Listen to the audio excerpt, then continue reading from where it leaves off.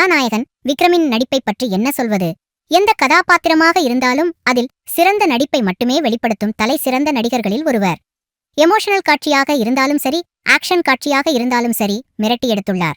குறிப்பாக போலீஸ் ஸ்டேஷனில் வரும் பெரியவரை கொலை செய்யும் காட்சி மற்றும் கிளைமாக்ஸ் சண்டை காட்சியில் வெறித்தனமாக நடித்துள்ளார். முழுக்க முழுக்க தனது ரசிகர்களுக்காகவே இதை சிறப்பாக செய்துள்ளார். கதாநாயகியாக வரும் துஷாரா விஜயன் தனக்கு கொடுத்த கதாபாத்திரத்தை சிறப்பாக செய்துள்ளார். விக்ரமை கட்டுப்படுத்தும் ஒரே ஆளாக தனது கணவருக்கு ஆபத்து என்றால் எதிர்த்து நிற்கும் பெண்ணாக பட்டையை கிளப்பியுள்ளார். எஸ்.ஜே. சூர்யா இப்படத்தில் வழக்கமான தனது பாணியில் அல்லாமல் சற்றே வித்தியாசமாக நடித்துள்ளார். இவருடைய டைமிங் எல்லாம் வேற லெவல் என்றுதான் சொல்ல வேண்டும். தனக்கு சாதகமாக ஒரு காரியமாக வேண்டுமென்றால் யாருடன் வேண்டுமானாலும் கூட்டணி வைத்துக் கொள்ளலாம் என எண்ணும் கதாபாத்திரத்தை சிறப்பாக திரையில் வழங்கியுள்ளார். அதற்கு பாராட்டு.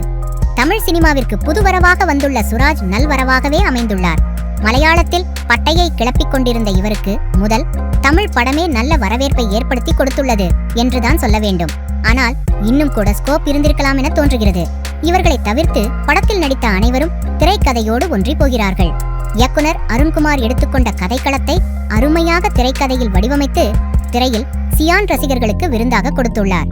என்ன ஒரே ஒரு விஷயம் என்றால் அதை இன்னும் கூட சுவாரஸ்யமாக கூறியிருக்கலாம். சயான் விக்ரமிற்கு இன்னும் கூட மாஸ்டிங்கள் வைத்திருந்தால் படம் இன்னும் ஒருபடி மேலே உயர்ந்திருக்கும். மற்றபடி படத்தில் மைனஸ் பாயிண்ட் என்று எதுவும் இல்லை. படத்தின் மிகப்பெரிய பலமே ஜி.வி. பிரகாஷின் பின்னணி இசை மற்றும் ஒளிப்பதிவுதான். குறிப்பாக ஒளிப்பதிவு படத்தை மிரட்டலாக காட்டியுள்ளது.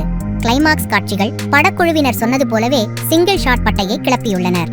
விக்ரம் நடிப்பு, துஷாரா, எஸ்.ஜே. சூர்யா மற்றும் சுராஜ் நடிப்பு, சண்டை காட்சிகள், இரண்டாம் பாதி சிங்கிள் ஷாட் காட்சி, கிளைமாக்ஸ், மைனஸ் பாயிண்ட், திரைக்கதையை இன்னும் கூட சுவாரஸ்யமாக அமைத்திருக்கலாம்.